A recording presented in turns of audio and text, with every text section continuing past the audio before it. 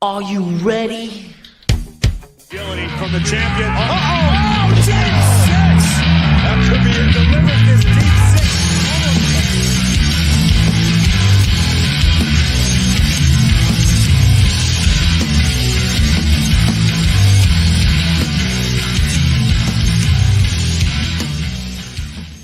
This is our WWE Summerslam post show.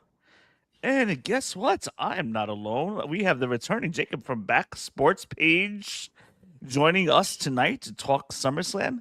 Guess what? It is almost 1 a.m. here in New York, but not by Jacob. It is 10 p.m. So I figured, let's do a show tonight. I need to make sure I watch night one. How you doing, Jacob? I'm good, and you know what? I'm gonna hang out for a few more hours until I go to bed, and it's 1 a.m. and then why the heck not, right? Oh boy, pretty good night. I'm not like, yeah. I'm thinking like 7.5 out of 10 for WWE SummerSlam. We had some good wrestling action. No shortage of wrestling. I mean, it wasn't like WrestleMania where like every match was like 5 minutes. Like they took their time. The ads weren't too bad.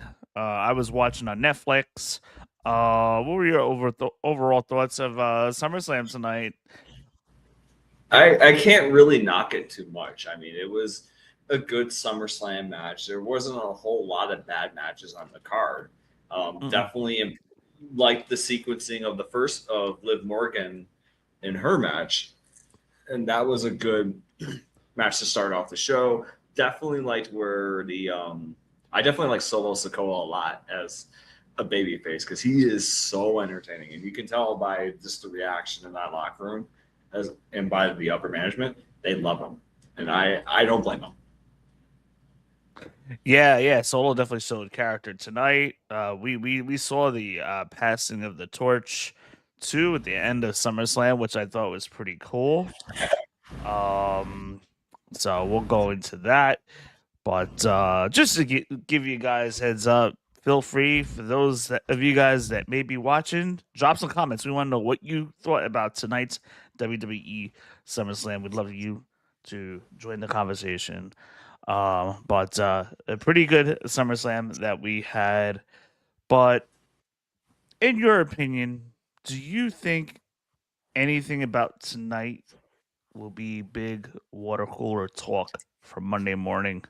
And if not, do you think that we'll get something big tomorrow night? Because I think tonight was a little bit on the predictable side. Nothing too shocking. I think on the water cooler talk, I think probably the closest thing that you'll get is that Brock Lesnar and Femi match. That was all out. Brock Lesnar really did go balls to the wall, and even had an Undertaker tribute with that too, which I was like, oh, look at that. It's a little bit of a tribute to the Undertaker on that front. So, but I think that passing of the torch and talking about Femi as the next mega star in the business will definitely be something that people will be discussing, not just for like the water cooler on Monday, but of all time in the next few years. Like, he's that good.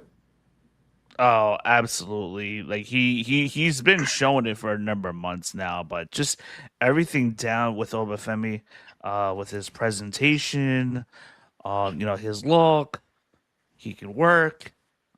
We've seen what he can do with NXT, his entrance, his theme song. Everybody's interactive and engaging every time he comes out. Obafemi is on the way. He is going to be the next big WWE superstar to carry us into the WrestleMania 50 era. When we get there, we'll be there before you know it. And I plan on going. I've been to 20, I've been to 30, I've been to WrestleMania 40. I'm going to go to WrestleMania 50. Got to keep up the tradition, you know? Can't quite rush it just yet. But yeah, I got to keep up with the tradition. Absolutely. But yeah, let's start to break it down. I think tonight we're gonna start hot. We're gonna start with the WWE Championship match. As SummerSlam started, I love the SummerSlam stage. Production did a pretty good job making the crowd look full. I mean, uh, it, so here's the thing: a lot of people were complaining about lack of tickets sold for SummerSlam. You got to keep in mind, SummerSlam is not WrestleMania, and to put it in a big stage, to put it in a big stadium, for 2 nights, with the way ticket prices are, considering all that, I think WWE drew pretty good this weekend for Saturday. And not for nothing, I've been so Sunday is going to be the bigger night than last night. Tonight rather. Tonight's going to be on night 2 is going to be bigger than night 1 as far as attendance goes. We saw it last year. The attendance was much bigger on night 2 than night 1, so I would presume that um, we'll have another good attendance. But I did notice that they didn't pan to the other side of the arena. They showed one side of the arena the entire night. They never showed the other side with the blackout. You could tell they were very careful about that. But other than that, for SummerSlam, like pretty good crowd considering everything, prices, the tickets, and stuff like that, and crappy stories leading into the event. Yeah, and I looked at the crowd. I was like, wow, they actually did a good job of packing it in. And I know that, like you mentioned earlier, like the ticket prices were allegedly getting problematic along with the bad storylines, but definitely was impressed with the crowd and how they packed it in. Of course, I know that they were also promoting ticket sales for $25, and after this became a problem, it's like, oh my god, we got to do something about it. But definitely a good presentation on WWE's part for making it look that good. I was legit impressed. Talking Cody Rhodes. Just bear with me. I'm just time stamping right now. Okay. I love the introduction of the match with Punk and Cody using the Street Fighter video game theme and then Cody's entrance. That was really cool how they started. It just kind of made it feel a little special from the get go. What did you think of that little bit of detail before the match started? You know what's funny? I think people noticed, but Cody is going to be in that Street Fighter movie, and he's Yes, going to be October. Guile in October. Exactly. So it's very fitting. It's very on the nose that he would get that sort of spot, and he actually would present that at SummerSlam. So definitely loved it a lot. And I was like, wow, look at this is rather unique. And of course, Cody has actually done very well with SummerSlam intros. I mean, last year's I believe was such a good heartwarming intro. I believe his father was narrating that, and he does a good job overall with presentation. And Cmpunk, exact same thing. He always makes a dramatic entrance in. It's always like cinematic. It's always like you feel the tension in the air and that sort of vibe, and it fits both wrestlers perfectly. It's why they're so over. At CM least for Punk's jacket CM Punk. was a nod to the Minnesota North Stars, who are now the Dallas Stars, but the Dallas Stars used to be Minnesota North Stars, and they used to wear the green and yellow and white trim. So CM Punk's jacket was a nod to that. I thought that was a pretty cool attention to detail there on CM Punk's part. Oh, absolutely. And I noticed that too. It was like, oh, look at it's a little bit of a Minnesota North Stars tribute, maybe like a little bit of Mike Madonna action, but of course, he's known for being a Dallas Stars legend in that matter. But still, it was a nice tribute. I mean, some people would probably say like, oh, Minnesota Wild, but it is actually a throwback to the OG Minnesota hockey team. Yep. Well, so we had a pretty good match here between Cody and Punk. I love the back and forth through this entire match of Cody Rhodes versus CM Punk. I liked the beginning of the match, how it just started out with like a big chop fest kind of like a nod to like what AEW does. I was not mad at it. Then you see Cody favoring his arm early. Cody was getting some mixed reactions during this match. At best, a mixed reaction. I think this crowd was pro Punk. Yeah, I think the thing with Punk is that he's always going to be over no matter what he does. I mean, if he's going to be a heel, he's going to be like, people are still going to love him, and if he's a face, then people are still going to love him regardless. He's plays that anti-villain or anti-hero angle so well. And I think what you also noticed in that match too was that Punk was also favoring his knee, so that added a lot more to the angle. Like, oh my God, can he actually pull this off? He's sitting there, he's just jumping and diving through the table like Macho Man Randy Savage, and he misses it, and it's like, oh my God, he landed on his knee. Like, Michael Cole was selling it as hard as possible, for sure. Oh, great on Michael Cole for that. Absolutely great. Loved how we see Cody, he turns a go to sleep into a figure four on Punk. I thought that was a pretty cool visual there. Cody hits a crossroads on Punk, one of the early near falls that we got. We see Punk hit an ugly moonsault on Cody Rhodes. I guess you can justify that by the tweet knee, but then we saw the fight went on to the outside. I thought that was pretty cool, and then Punk going to the table as he gets out of the way. I'm like, Punk, 48 years old, still doing this, man, jumping from the top rope. And no cushion landing, nothing whatsoever.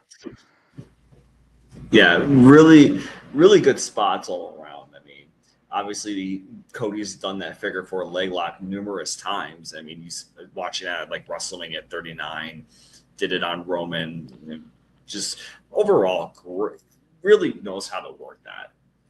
And all the credit to him, all the credit to Punk too. Like, still, like you said, he still works a match well, even at his age. So he still keeps up fine. He's still selling it well. Love, like I said, both guys great in the business. Even if one of them is massively over with the crowd while the other kind of mixed. As the match is wrapping up, we see Cody Rhodes. He takes out referee Charles Robinson with that Cody cutter. So that was a pretty cool spot. Obviously Punk is still down. Now referee's down. Cody's down. And out comes Randy Orton. He returns with a big RKO onto Cody Rhodes, costing him the match, and Cmpunk gets the win from there.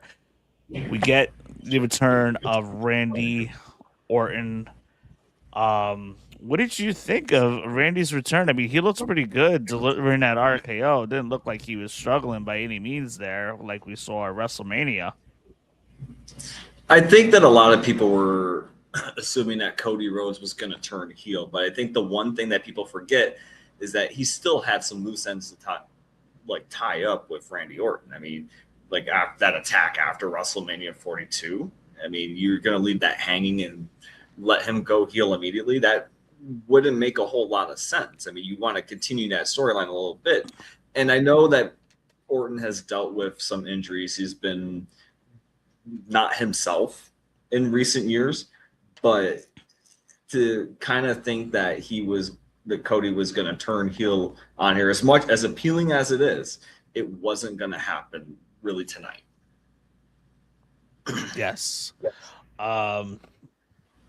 This could be the beginning of something where Cody gradually turns, but it does make sense to tie up the loose ends on the Randy Orton feud, and then maybe Cody turns later on. A lot of people, IWC, including myself, were throwing it out there that we possibly could get a Cody heel turn, but we did not. But I am very interested to see what Cody has to say on Friday night SmackDown to see where we go from there. I mean, what are we gonna draw this out? So like WrestleMania? I mean, what pay per views do we have coming up? I mean, we have Money in the Bank, and then Survivor Series. Um, maybe I we mean, get a they have, Cody Rhodes led team versus a Randy led team, and then we end it there. I mean, not too sure what we do next. I was gonna say Sunday night's main event because it is in Atlanta, Georgia, but I don't know if that's a big Mm. enough kind of thing to really do it on. So Well, I mean, if they maybe, want to make Sunday night's main event bigger than what it should be, then I think you do it. yeah, absolutely. I mean, especially if it's in Cody's hometown, it would make perfect sense to pull that match off right there. So that's something to consider too. I think also to consider is that they'll probably just throw. I think they'll probably just throw in another like event or two or something like that, like they did with WrestlePalooza last year. But we'll see. Mm. Yeah, absolutely. Um, but yeah, so we get the return of Randy Orton, and he looks good. Uh, doing that RKO onto Cody didn't look like he was grimacing. He looked healthy. He looked happy to be back. He just did his thing. He's like, "Whoop, I'm out of here," and that was that. Um, but yeah, so Cody, CM Punk, and to be expected. I mean, CM Punk's just won this title back, just won the WWE title barely a month ago.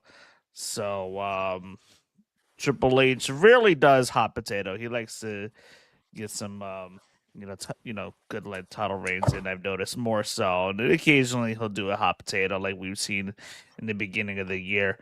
But other than that, I didn't see CM Punk losing this title tonight for sure. So maybe we get a rematch of this, but down the line, who knows? Yeah, and I think the long term plan that WWE was discussing was that Punk was going to hold this title for a while. So I wasn't expecting Cody to win tonight, even if he is supposedly quarterback number one. It's still going to be like Punk's title reign, regardless. So Yeah, and you yeah, know what? I don't think Punk has really any more than 3 years left, 2 to 3 years left. Um, before he retires. That's just my opinion, though. So I think this is gonna be like Punk's last good title reign oh, before yeah, he decides to call it a career eventually. yeah, and I think he deserves it. He's honestly entertaining. He cuts great promos. He's a great technician in the ring. Like great grappler all around, and he deserves another lengthy title run. That plain and simple. I was there for the Summer of Punk. Holy crap! I can't tell you how just enthralled I was with that era. Absolutely enthralled. Oh, it was a great Just era a great era. Absolutely. with the two Just WWE titles. The story was told in a way that like we had never seen before. That was with uh, Punk with the winning the WWE Championship, and then you had two WWE champions, and then Punk going over in John Cena 2011 at SummerSlam, I believe. That was a good summer with Punk holding that title, and then he ended up holding it for over 400 days. oh yeah, and like I said, he really deserved it just based on the work he put in. And people were looking for something different. They were tired of the old guard with John Cena, and they were tired of just guys like Wade Barrett not getting over at the time, and like guys That like was I don't know, booking's Chris fault, though. I mean, that was the booking yeah, fault of booking's WWE. fault Yeah, just exactly. you book Wade Barrett to get the win over John Cena, and Wade Barrett's a whole, you know, he's there. He goes to the stratosphere. But no, you had WWE had Cena beat him, and it just stopped his push. Which stinks, but you know what? In a sense, I don't know whether or not it paved the way for Punk, but to me, it kind of did, just based Yeah, it did. on like the frustrations of like, hey, certain guys aren't getting over, and you're just going with these dream matches almost every WrestleMania. Like, we need something a little bit fresh. We need something a little bit different. Like, why not go Because a different I don't know if direction? you remember, but CM Punk basically took over Nexus for a little bit. Yeah, I remember that. And then that kind of segued into Punk becoming the pipe bomb. That was about not even a year before the pipe bomb. So that everything kind of led right into another, which was interesting. Yeah, and I remember that era too, and that was gonna lead into something special. And then he goes off on Vince McMahon. I remember that contract signing. Holy crap! Like you can tell that even though he was booked as a heel, you can kind of tell that he had that anti-villain quality to him that made him appear more like a face. And you had to love that start of the era where he just became just his own man, did his own thing. Respect to him. Oh, absolutely. That was the CM Punk era was one of the best eras of the early 2000s. Well, not even like the mid 2000s, the 2010s, if you want to call it that. Um, but in the 2010s, there was after that, you had CM Punk, and it was really, just a couple of years of whatever. But they tried shoving Roman Reigns down our throat, and that didn't work out until he got attached to Paul Heyman, of course. But Oh yes, he needed that. yeah, yeah. Anyhow, moving on, we have the WWE Women's Championship on the line. IYO Sky challenging Liv Morgan. We see Judgment Day come out. Raquel, the newly won Women's Intercontinental Championship title holder. Raquel comes out. She slams IYO. I love the Spanish Fly spot that Liv Morgan and IYO did tonight. They had a really good back and forth match. This match didn't feel rushed at all, which I thought was pretty cool. Like it was like the perfect timing. Like every match tonight was like just about the right amount of timing. They did a pretty good amount of stuff in 3 hours and 15 minutes. I really liked the time of the matches tonight. Um, IYO, a couple of spots. IYO with the bullet train onto Liv Morgan into the steel post, which I thought was pretty cool. As the match is like coming towards an end, a lot of distraction going around. I loved the finish between Liv and IYO. How IYO escapes the oblivion, and then somehow Liv Morgan puts the code break on her, and then Liv Morgan gets the second attempt on the oblivion onto IYO, and it was just a great finish. What did you think of this match? I thought it was a pretty well wrestled match. Liv Morgan's definitely gotten better. Of course, great dance partner with IYO. What did you think? I think that Liv Morgan kind of quashed those fears that she wasn't like defending her titles at all. Like no title defenses in 100 days. So she definitely did a good job. Ridiculous. It's ridiculous, and then honestly, that's kind of poor booking on the TKO's part. But still, it was great presentation, great sequencing on both IYO Sky and Liv Morgan. IYO was selling a lot of the Liv's moves greatly, and I know that some people might say, oh, it's a little bit over exaggerated. No, it wasn't. It was well presented, and she did a good job of following through. And I think that with IYO, that showed tonight. So definitely loved how both of those had a good sequence, especially at the end. Like that was a good sequence in the end. Absolutely Loved it. So props to both. Yeah, good match. It was expected Liv Morgan was going to win first title defense. You're not going to really lose in your first title defense unless you're Sami Zayn. But Liv Morgan's first title defense. I would imagine Stephanie Vaquero will be back soon, probably early fall. I would imagine that's coming. IYO may want a rematch, but we got to get that title defended and maybe bring some people up from NXT. I have a feeling Lola Vice might be coming up really soon. Definitely deserves up onto the main roster. I think she's going to be getting called up. So hopefully that could be like a new opponent, or maybe she could take the place of somebody, and then that person that get somebody that's currently on a Raw roster, maybe somebody we haven't seen, or somebody that's on a SmackDown roster, to challenge Liv Morgan, and then bring Lola Vice in.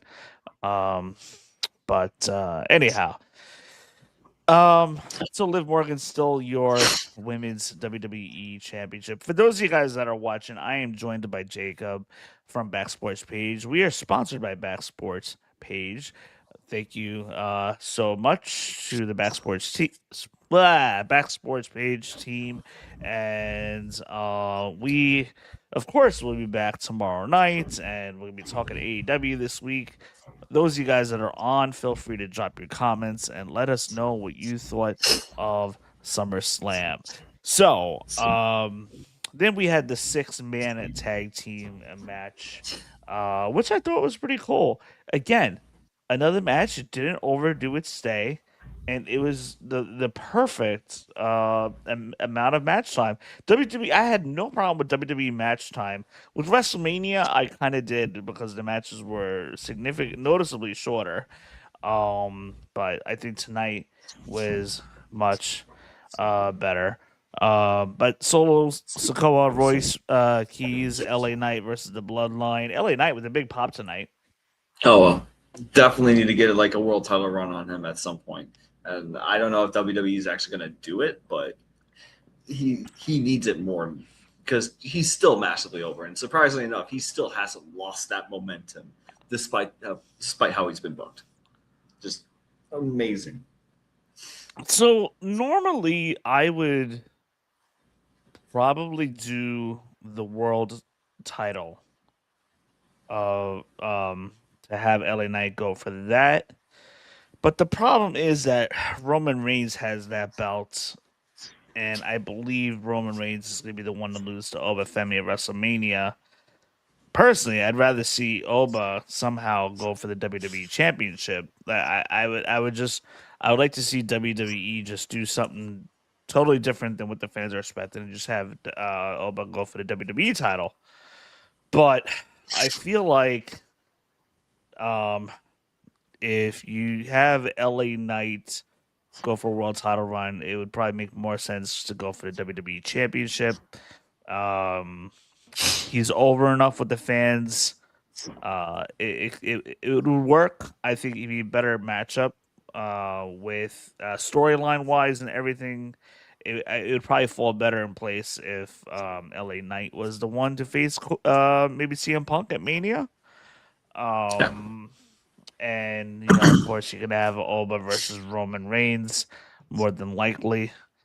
But yeah, LA Knight had a very good showing. I feel like he's heating up again, which I like. Oh yeah, he definitely deserves. Definitely deserves.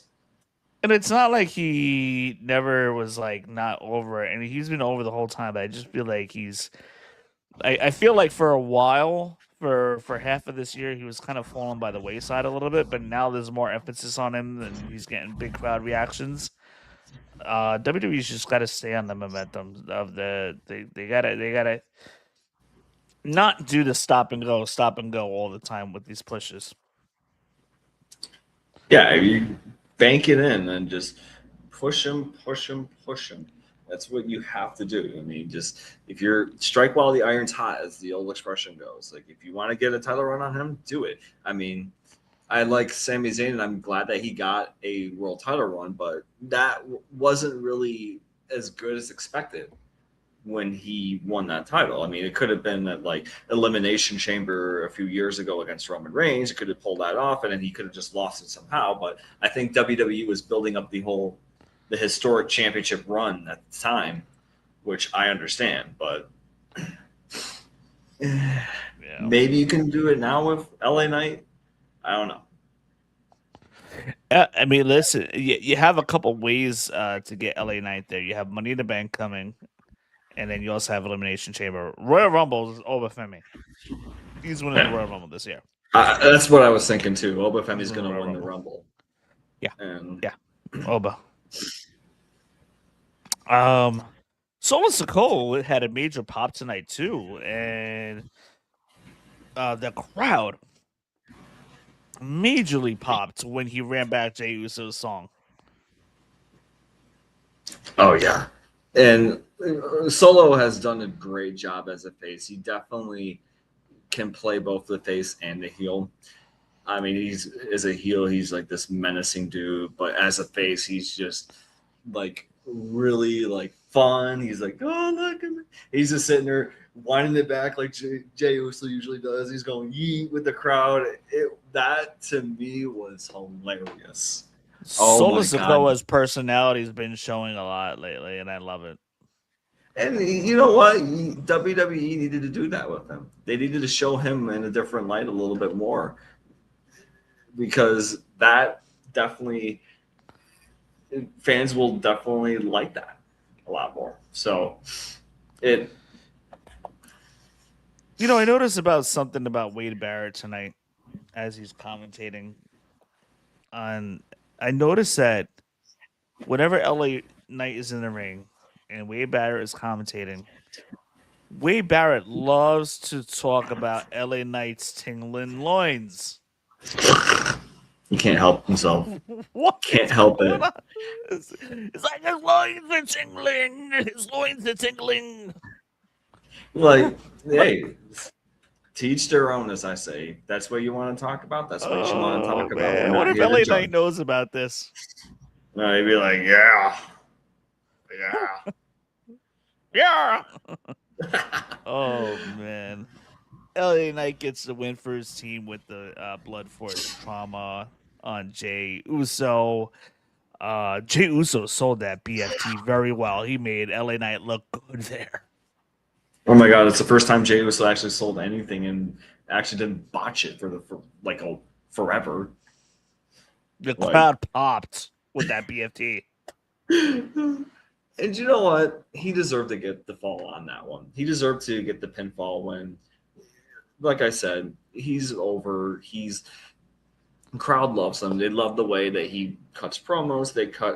He's entertaining. Like, get this man a world title run at some point. Like, legit. Of course, don't make it 9 days, but I think he's gonna get it eventually. You want to know who looked pretty good tonight too? Who did? Nick Aldis looked very, very good tonight in his match against Gunther. It was Nick Aldis's first match in WWE, first match in 3 years. He didn't, for the most part, he didn't really look too much like an old man in the ring. We know he's 39. He was moving around pretty good. He sold pretty well. He had a couple high spot attempts, which was pretty cool. What did you think of Nick Aldis tonight? I was pretty excited to see what he still had, and the fans chanting, "You still got it."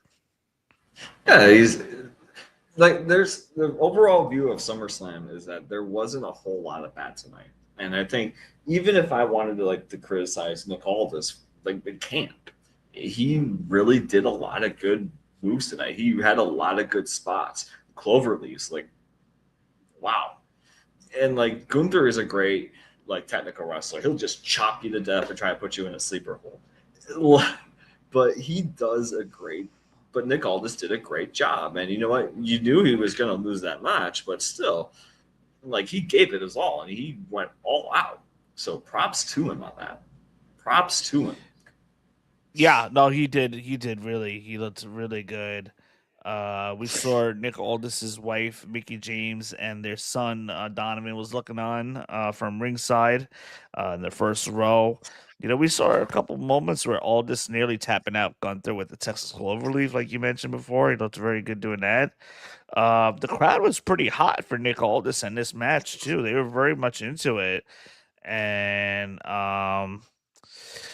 they were all chanting, "You still got it," and everything. But after, I would say this match went about a solid 15 minutes, if I had to guess. Maybe tops, 12 to 15 minutes. But Gunther taps out Nick Aldis with the sleeper. Do you think we got the right result here? Yeah. I mean, it was kind of expected. So I can't really argue too much on that. So if you tap out to the sleeper, I, I think that it just plays into Gunther's career killer sort of thing, and it played perfectly into that. I know like Nick Aldis isn't as well known as Goldberg or John Cena, obviously not, but he was well respected in TNA. He had a prominent TNA run. I believe he was also the TNA World Champion at one point. So it makes perfect sense to at least have another notch under his belt, quote unquote, and keep it at that. So of course he's not going to do this whole career killer thing the entire time. I mean, Randy Orton moved off the whole legend killer thing and became like what, a 14-time world champion. So you want to at least move Gunther, and eventually you want to move him into a different direction where he's going to be winning world titles. He's going to be a force. He is a great villain, a terrific heel. And whether you like it or not, he is a great heel. Yeah, no, 100%. Gunther hasn't taken a loss in a while. Oh yeah, absolutely. I mean, typically when you see people return for the first time or they have a debut match, they're usually the ones that win. But that definitely wasn't the case tonight. There was a couple of things I noticed though. Gunther was sitting on the apron before he went off the ramp, and he says that this match was a lot harder than he expected. And I thought that was pretty cool. So Gunther kind of putting him over a little bit. I mean, Nick Aldis looked great in defeat. The crowd gave Nick Aldis a standing ovation with his wife and Donovan in the ring, which I thought was pretty cool. So they had a really great family moment. So good for him. If I have to guess, I think we probably see him go back to his general manager role for now until the next match that he decides to do. That's what I think is probably going to happen. Yeah, I think I there was just a don't backstage. know if they continue this. Nah, Were you gonna I say? hope they don't. I think there was a backstage segment with Triple H where Nick Aldis was handing in the resignation letter, and basically he reinstated him as SmackDown general manager, which was a good moment. So It's good. Cool. I thought Nick Aldis was very good in the GM role. Very good in the GM role, but I definitely enjoyed seeing him in the ring. yeah, you still got it. I would love to see Cody Rhodes versus Nick Aldis. If you, have them run it back from the original All In pay per view from AEW. Hey, why not? It'd Why be not, great right? technical wrestling. Great technical wrestling, right? You can look, but you can't touch. Bella's made some headlines tonight. In their match, and with Paige tagging with Paige and going against Toxic. No, hold on. I was about to say Toxic Kit Attraction, Wilson. and I was also saying Toxic Attraction because that's what they were. And then NXT changed their name to Fatal Influence, and I forgot to make the change in my notes. Damn it! So Bella Twins and Paige against Fatal Influence. Pretty good match here.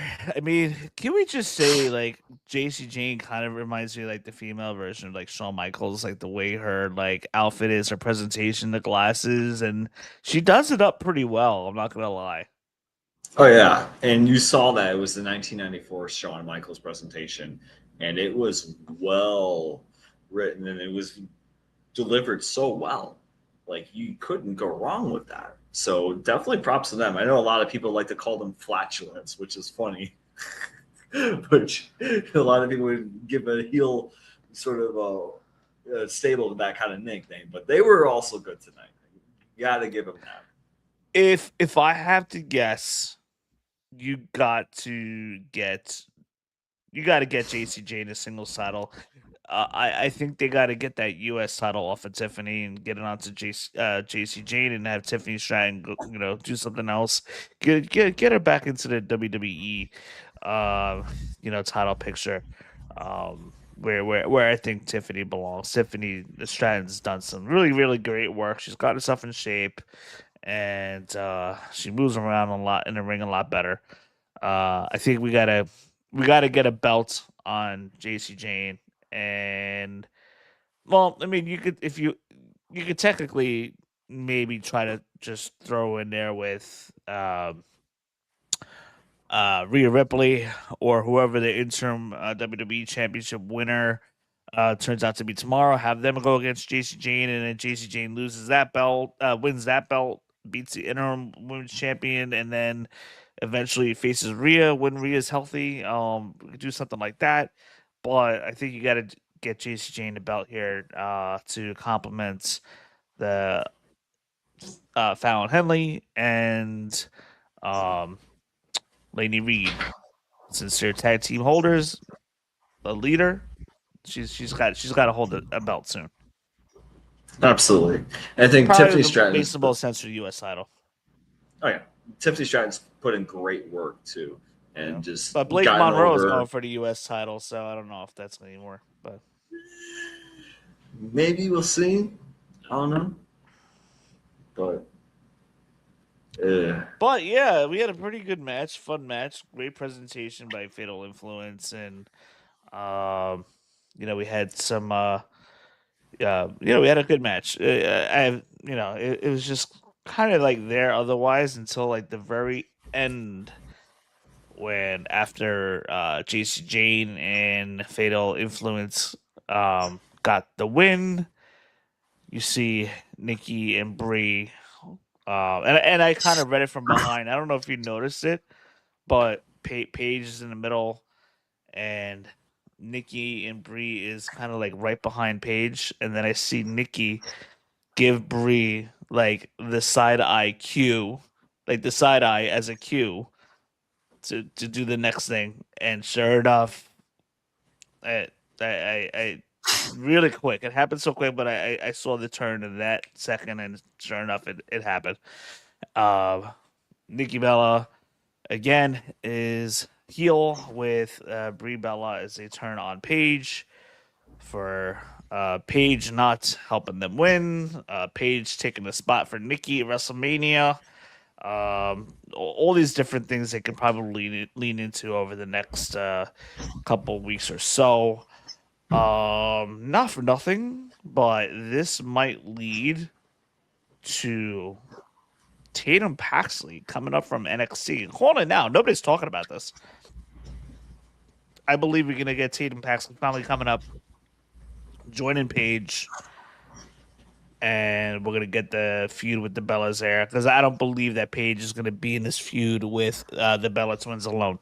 Paige is gonna get some help. no, And absolutely. Tatum Paxley's been rumored for months to come up, and we've been waiting. I think this is the time now. Monday Night Raw, within a week or two, bring up Tatum Paxley. Tatum is like mini Paige. I think they would work perfect together to go against the Bellas. What do you think? I like that mini Page teaming up with the actual Page. That is a good way of putting it. And I also like the mentorship angle that Paige can put towards her mini Page. That would definitely be a good way to boost her up. It would definitely be a good way to help her learn more about the business when she's on the main roster. Definitely like it. I was generally when I want to go to the Bella turn though.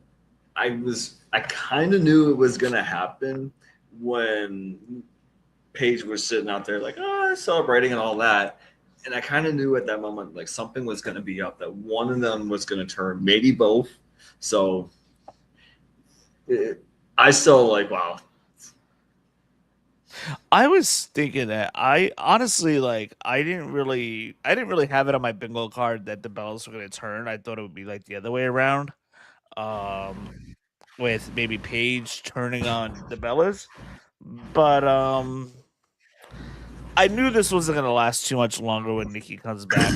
Nikki and Brie Bella going to go for their title run, Mickey's even gone on to say that she's going to retire next year by the end of 2027. So they're going to get one last tag team title run together. So that's where we're headed. Oh yeah, and deservedly so. She's had a great career. Like, give her at least one more title run, whatever it is, and just call it a career. Absolutely. Yeah, absolutely. That's definitely happening.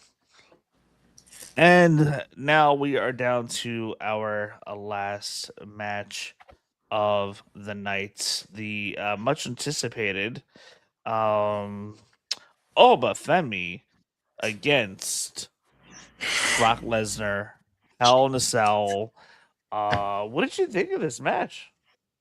I gotta tell you, even though Oba was heavily favored in this match, I still loved it just based on the ingenuity of the match. I mean, Brock Lesnar has done a good job of mentoring Opa Femi, and he also went all out and just he tears the mat apart and does like I was saying earlier, he does a tribute to the Undertaker by doing a tombstone, and he tries to go for that pinfall, and he's like, ah. I was like, that was so cool. So I love that match overall. Oh yes, you see when like Brock Lesnar popped up on Oba. With that was the nod to SummerSlam. I want to say 2014, I believe, when Undertaker popped up and looked at Brock Lesnar with the maniacal look on his face, with the smile, and at Barclays Center, the same thing basically happened today, where Brock Lesnar just pops up and starts laughing at Oba. And that's the thing with Oba Femi. And I remember listening to an interview, and Paul Heyman was speaking on Inside the Ropes. And he was like, Brock Lesnar does what Brock Lesnar wants. And to me, that kind of symbolized, well, Brock Lesnar does what Brock Lesnar wants. So I loved it. It's peak Brock Lesnar. He's always, people don't realize this, but he is funny as hell. Love it. Yeah, so the only thing I didn't like about this is, I know kayfabe is basically dead, and then you got the Unreal, which is on Netflix, which is part of that's even fake too. But or they'll just put in with the edit what they want to edit and whatever. But because they're not going to peel back the curtain 100%. But Oh no! with the news coming out that Brock Lesnar's been spending lots of time with Oba, mentoring him, sitting down with him, and stuff like that, and having dinner and going out or whatever. Like, can we try to keep some kayfabe a little bit? Yeah, and you know what the sad part? I want to believe that these two are like enemies. Like, I don't want to know that they're the best friends outside of the ring, even though we know that they're all friends. But at the same time, like, I still want to have like this suspension of belief in my head of mine that they're bitter enemies. And yeah, that's the sad thing. It's the sad thing too. Is like now you have the internet where basically anything is posted. There's spoilers everywhere, and now you got Netflix, which is basically like ruining everything. And WWE Unreal does not help that at all. So it stinks, and it's part of what's hurting wrestling. Because back in the day, you didn't really have you had a lot of suspense as to like, oh, who's gonna win tonight? Who's gonna, aside from like Mick Foley being revealed as the WWE champion on WCW, but it stinks, and I don't think that's going to get resolved anytime soon, which is unfortunate. So, let me ask you, what were some of your favorite moments in this Hell in a Cell match? Aside from Brock Lesnar's little tribute to the Undertaker, I think the moment where he stands up and starts laughing maniacally is also a good moment too. So I love that so much because again, it highlights Brock Lesnar's personality, and he's this crazy funny guy who can just pump out a meme-worthy moment. The tombstone looked crazy. That was a crazy visual onto the boards. Early in the match, we saw Oba Femi toss Lesnar into the table in the corner inside the Hell in a Cell, which I thought was pretty cool. And then we had what else? What other spots did we have going on there? We had Oba take multiple Germans. Um, and then there was a point in the match before the match ended. Oba punching the chair out of Lesnar's hands before delivering a fall from grace. But we got the clear passing of the torch tonight after Oba won and Brock Lesnar came in. And this kind of reminded me of what Oba did to Cody Rhodes in 2023 SummerSlam in Detroit, where Brock and Cody Rhodes just finished their 3-match series. And Brock Lesnar lifting up Cody Rhodes' hands. So we got that tonight with Brock lifting up Oba's hands and Brock Lesnar saying, "I'm the past, he's the future." Just a clear pass of the torch right there. And basically, the way SummerSlam Night 1 ended was Oba. Obviously, I would have liked to seen Oba Femi win a title here, but basically they're telling you that Oba has arrived and he's the next big thing, and the next big thing is here. And I think that you could have done. I think you probably could have given like somebody else, like the King of the Ring, win, and still had Oba going against Lesnar. But it does make sense. They should just give it to Seth Rollins. Seth Rollins, exactly. Like, why not? They should just give it to Seth Rollins instead of Seth Rollins and be like, "Yo, bro, I've known you for a long time. Can I have a title shot?" I mean, ridiculous. I mean, you can That booking always of the King of the Ring made zero sense whatsoever. And just to have him like forfeit it is like it's just another like WWE's decision that doesn't make any sense. And you can always have him win it later. Like he's what 28 years old or something like that. He's a young guy in his whole career ahead of him. So where do we go, Oba Femi next? Does he decide to invoke his King of the Ring clause? Because we're not going to forget that. We're not going to forget that he won the King of the Ring and then he gets that championship match. Does he invoke it, or do you think WWE, Triple H, they just kind of sweep it under the rug, thinking that we're dumb, and just move on and then have Oba win the Rumble? I think that we're probably going to see the latter just because it's WWE. But I think eventually what you're going to see is probably just the build up to that WrestleMania match against Roman Reigns and just like build him up to be this incredible monster that destroys everything. And then he wins the Royal Rumble, chooses Roman Reigns. You want to start that little baby step per se. And just build him up to that point where he eventually has the torch passed to him. So yeah. So it'll be a couple more months, but I firmly believe we will see Oba win the Rumble and then go on to WrestleMania and become a champion in Saudi Arabia. I was looking at Saudi Arabia flight prices and hotels and Airbnbs, and I could not believe how cheap the prices for planes and Airbnbs are over there. Not to say I'm going to go, but I did my research. And I was pretty impressed. I'm not gonna lie. I just don't know how I feel about being on a plane for 12 to 15 hours. I'll probably just be asleep the entire time because I need my sleep. But I honestly have been toying with the idea of at least going to one Riyadh season in my lifetime and checking that out. But I don't know about WrestleMania. It just seems like it would be expensive. One, two, it's already drawn a ton of backlash just for the deal itself that WWE has put in with the Saudi government.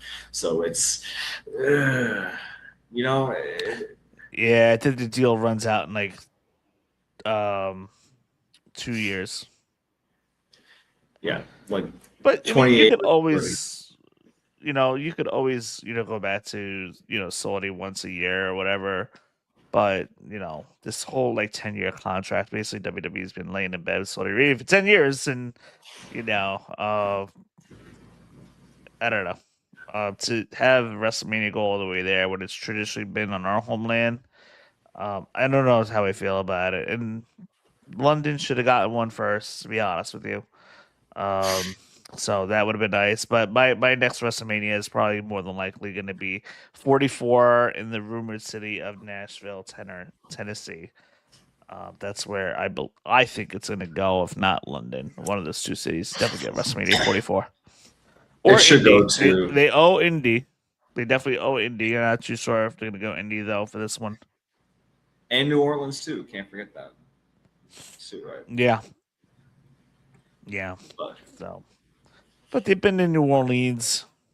They haven't been to Indiana since WrestleMania 8. London's never gotten one. Nashville's never gotten one. So I would like to see new cities get one. And I feel like New Orleans can wait a little bit. Yeah, that's not fine. my favorite city. Not my favorite city, but Jacob, any last thoughts before we close out this SummerSlam Night 1 conversation?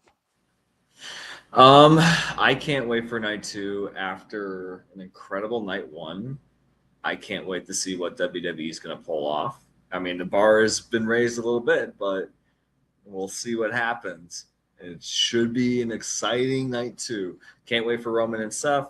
Can't wait for the Human Monies match, although I think a lot of people have been dunking on it, but it's going to be something. I would like to see Danhausen bust out some tricks, which I think he will. Kind of like what we saw at, I think it was WrestleMania 38 with Sami Zayn versus Johnny Knoxville.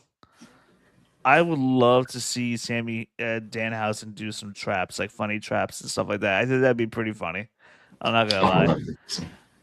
But That just would don't be make amazing. Dom Mysterio look stupid. But, I don't know with Dom. I mean, he was so over, and I don't know what's happening there, but he is the mega champion, so. Is what it is. Yeah. Those of you guys that are watching SummerSlam is, well, technically it's 1:50 a.m. in the morning here in the East Coast. It has been a long day for me. I just shot a wedding. I started SummerSlam after SummerSlam ended, and now I find myself almost 2 a.m. in the morning. It's time for sleep, but we will be back tonight. Technically, it's tonight, covering night 2 of SummerSlam, and we have a pretty good card. Hopefully, we have some good newsworthy stuff. And Roman Reigns, by the way, Kevin Owens is in town in Minnesota. Maybe we get a return by him. So this should be some, hopefully, some good things to talk about. And then after SummerSlam, our big focus is AEW All In London. I love in the storytelling and the builds going into All In. So we'll be looking forward to that. And those of you guys that are watching, be on the lookout for some more shorts coming up. We will have those returning. Jacob, thank you so much for hopping on tonight. At Always my late pleasure. Hour, not so late hour by you, but a very late hour by me. And I can stand to stay up for a few more hours. So I am like totally. I'm done. It is lights out. Anyway, those of you guys that are watching, thank you so much, Jacob. Thank you so much tonight for hopping on, and we will catch you guys tomorrow night. Agility from the champion. Oh, Team 6! That could be it. Delivered this